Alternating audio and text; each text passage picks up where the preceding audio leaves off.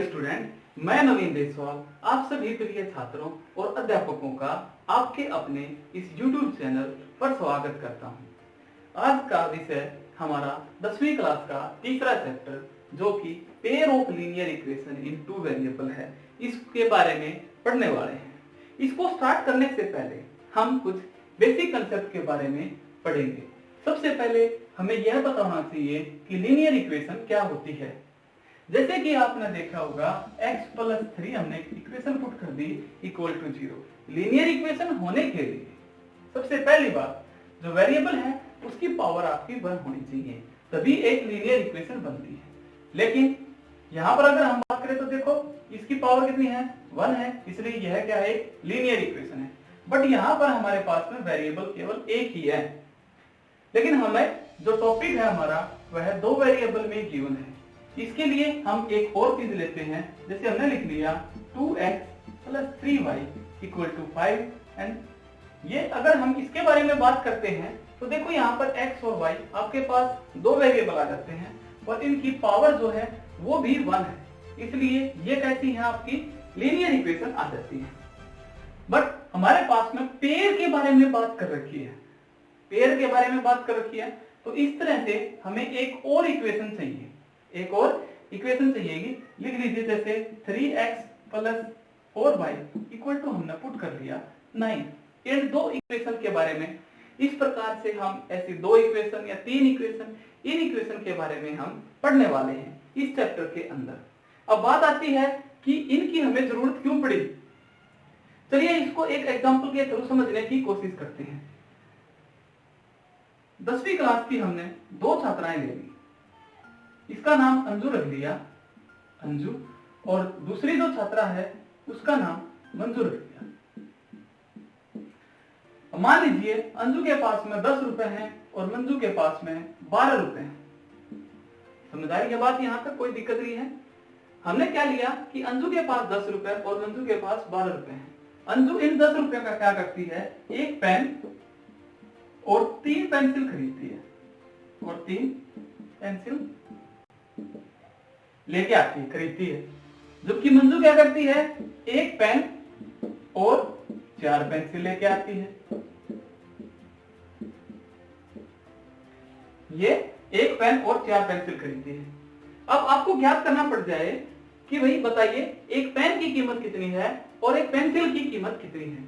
मानता हूं मैं कि आप अपनी तरफ से अलग अलग मेथड पुट करेंगे, सोल्व कर भी देंगे इसको।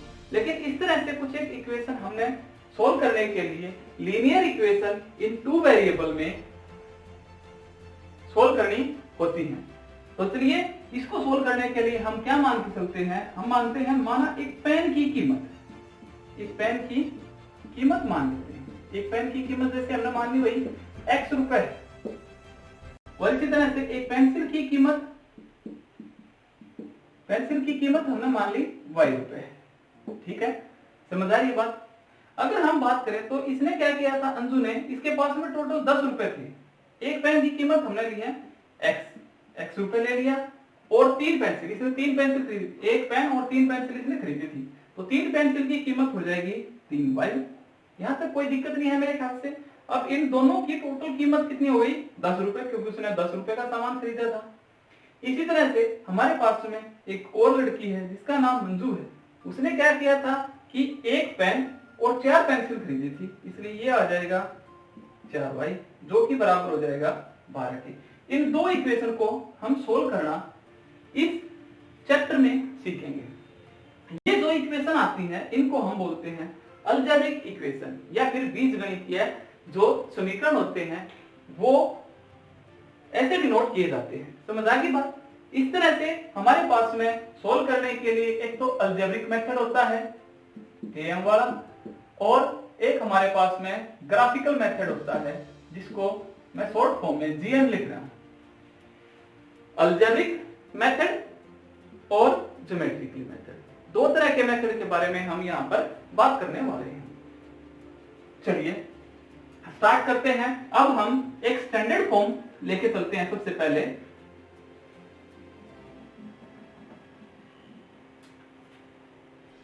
स्टैंडर्ड फॉर्म ऑफ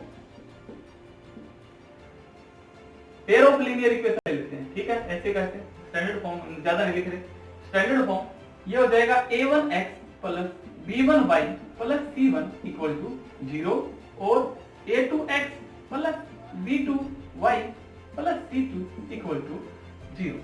यहां तक हमने ये दो इक्वेशन ले ली जिसमें आपका x और y वेरिएबल है और ये दोनों की दोनों आपकी लीनियर इक्वेशन है।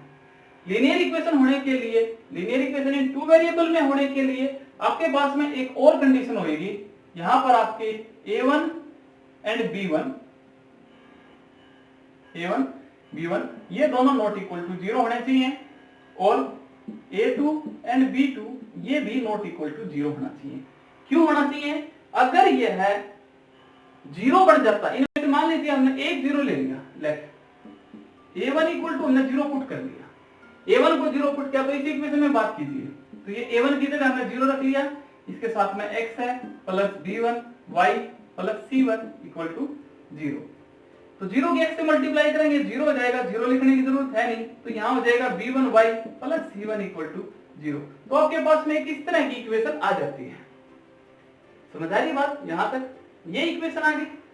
और ये इक्वेशन अगर हम देखें तो ये इक्वेशन हमारे पास में केवल एक ही वेरिएबल में बचती है, बट अपना जो टॉपिक है वह दो वेरिएबल के बारे में बात करने का है, तो इसलिए हमने क्या करना पड़ेगा, a1 को नॉट इक्वल टू 0 लेना पड़ेगा, इसी तरह से b1 को भी नॉट इक्वल टू 0 लेना पड़ेगा।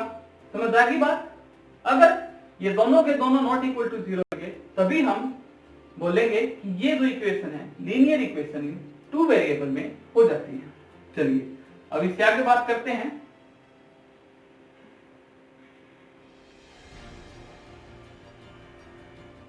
एक इक्वेशन जैसे हमने ले ली, जैसे हमने लिख लिया 2x plus 3y equal to 6।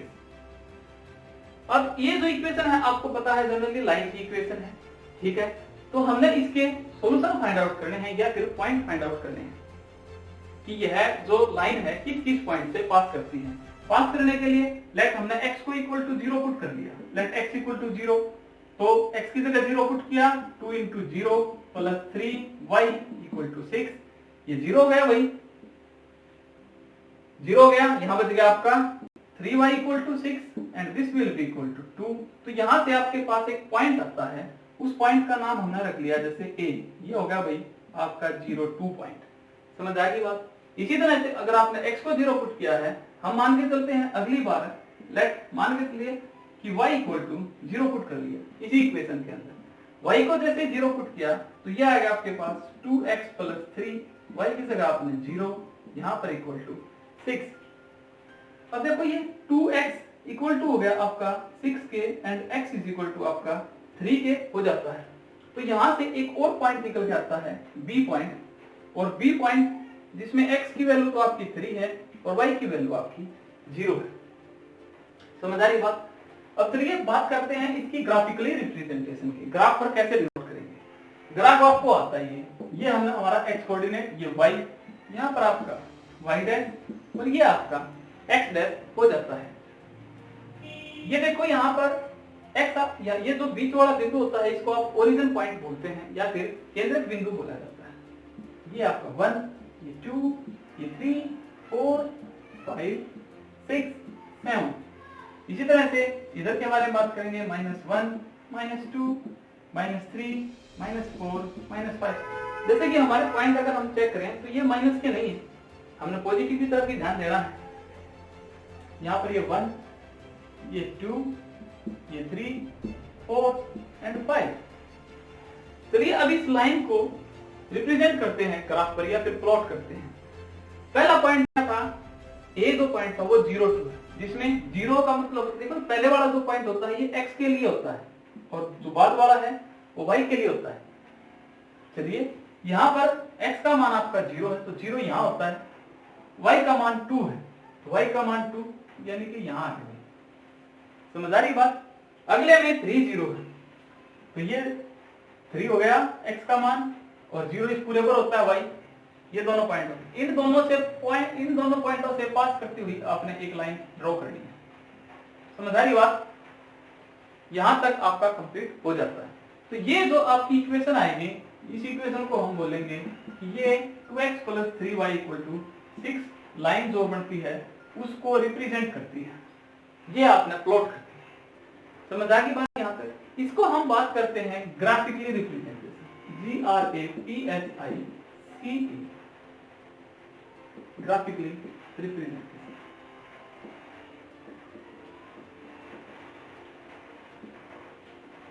ये आपको समझ आ गया होगा। इसी तरह से हम कोई और लाइन होगी तो उसको भी ऐसे ही प्लॉट करेंगे।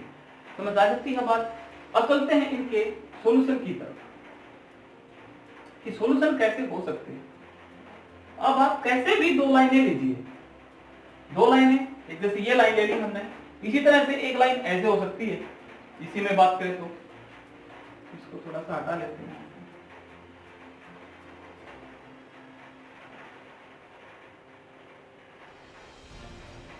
ये दो लाइनें ऐसे हो सकती हैं जिनको आप पैरेलल लाइन बोलते हैं। Parallel line short form. Parallel line ऐसे हो सकती हैं ये जिनका डिफरेंस जो है स्टार्टिंग से और एंडिंग पॉइंट तक बराबर होता है, पैरेलल लाइन हो गई। या फिर इसको हिंदी में बात करें तो हिंदी में बोलते हैं समानांतर रेखाएं, समांतर रेखाएं, ठीक है।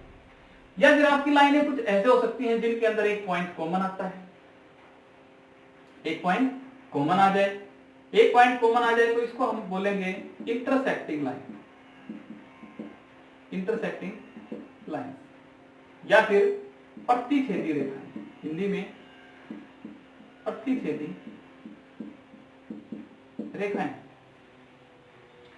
तीसरे नंबर पर आती है एक ऐसी रेखा और इसी के साथ में एक और लाइन खींचते, जैसे ऐसे लाइन खींची और इसी के ऊपर से एक और लाइन आ जाए तो इनको कोइंसाइड लाइन बोलते हैं, कोइंसाइड लाइन, कोइंसाइड लाइंस बोल दें।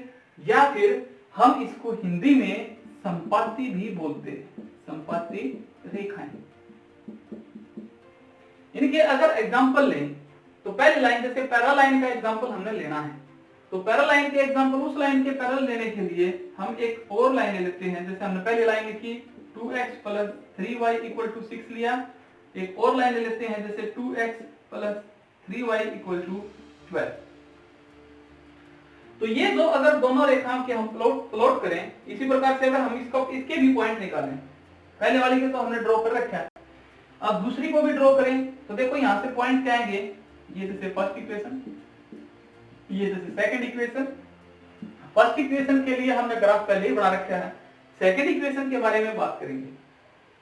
सेकंड इक्वेशन के लिए आप पॉइंट निकाल लीजिए। आपको पता है पॉइंट कैसे निकालते हैं, मैंने कई बार बता रखा है। x की वैल्यू 0 रख दी इस इक्वेशन में, x की वैल्यू जैसे ही 0 रखी तो 3y इक्वल टू 12 हो जाएगा and y is equal to आपका 4 आ जाएगा, ठीक है। एक बार x को 0 पुट करना, अगले केस में y को 0 पुट करना है।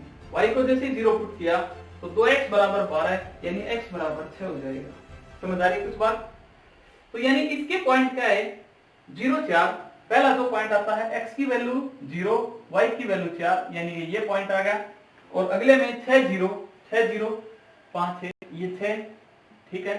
और इससे पास करती हुई लाइन हम ड्रॉ कर देंगे, ठीक है। यहां पर थोड़ा सा गैप के बारे में दिक्कत है, वैसे इस तरह से लाइन आ जाएगी क्योंकि मैंने अपनी तरफ से लिए हैं। तो ये दोनों लाइनें अगर हम चेक करेंगे तो इन दोनों का जो गैप स्टार्टिंग से होएगा वही आपका एंडिंग में भी बराबर होएगा। इन दोनों लाइनें ये ऐसे ही बढ़ती रहेंगी, कहीं पर भी कट नहीं करेंगी, आपस में टच नहीं करेंगी। तो इनको हम बोलते हैं कि इनका कोई भी सॉल्यूशन नहीं होता, कोई भी हल नहीं होएगा।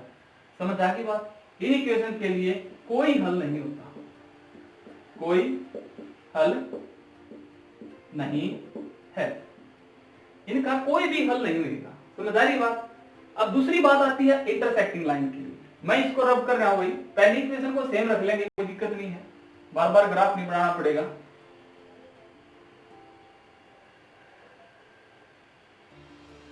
चलिए अब दूसरे केस में इंटरसेक्टिंग लाइन लेनी है। पहली इक्वेशन यही रहेगी। इंटरसेक्टिंग लाइन के लिए हमने जैसे रख लिया 3x plus 4y equal to 12। जैसे इसी का एक एग्जांपल लेते हैं। अब इसके ऊपर इसकी ग्राफ बनाने के लिए हमने इसके पॉइंट चाहिए, यहां पर x रख लिया, यहां पर y। x की वैल्यू 0 रख दी, x की वैल्यू जीरो रखी तो ये जीरो हो गया, ये हट जाएगा। 4y = 12, यहाँ से आपके पास y का मान 3 आ जाता है। अब देखो y को 0 पुट कर दो, y को 0 पुट करेंगे तो ये कंप्लीट 0 हो गया, ये 3x बचेगा क्योंकि ये हट जाएगा, ऐसे हो जाएगा।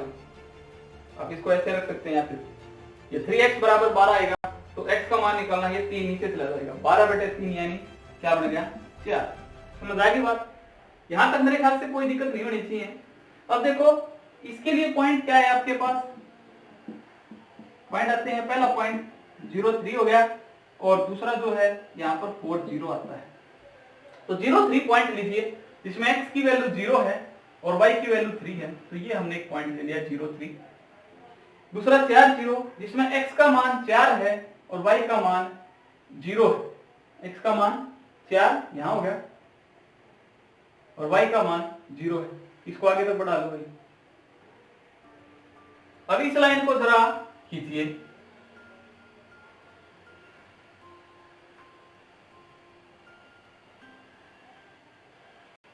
खींचिए जरा।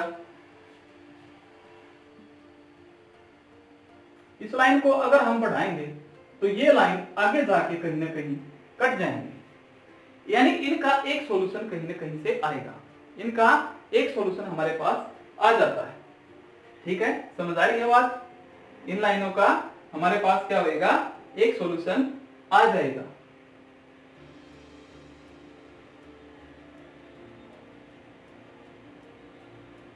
ठीक है, अब चलते हैं हमारे पास में कौन सी लाइन, कोइंसाइड लाइन के बारे में बात करेंगे।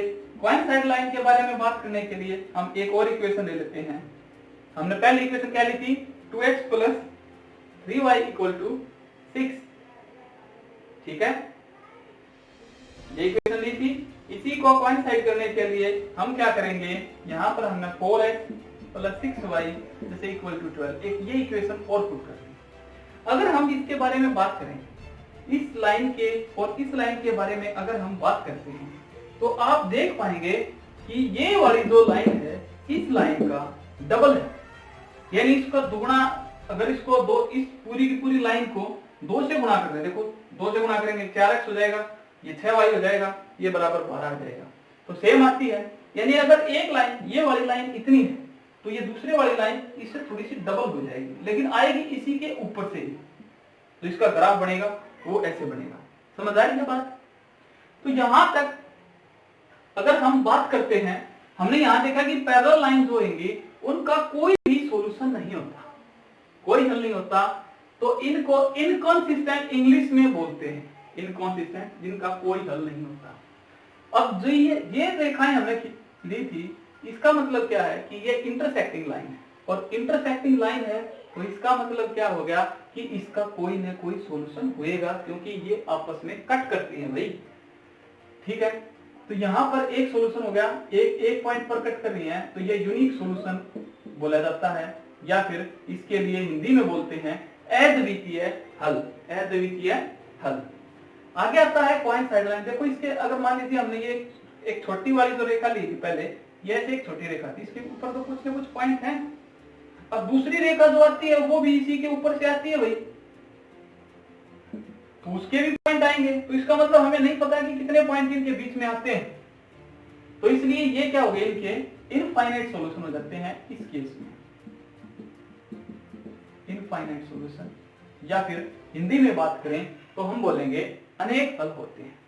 ठीक है, जो हमने ये इक्वेशन ऐसे रिप्रेजेंट की हैं, इनको हम बोलते हैं अलजेब्रिकली रिप्रेजेंटेशन।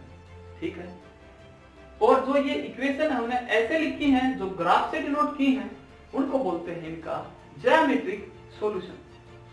यहां तक पहली एक्सरसाइज जो है उसका बेसिक कवर हो जाता है, तो हम ये उम्मीद करते हैं कि आपको इससे समझ आ जाएगा, बड़े ही अच्छे से और प्यार से समझाया गया है।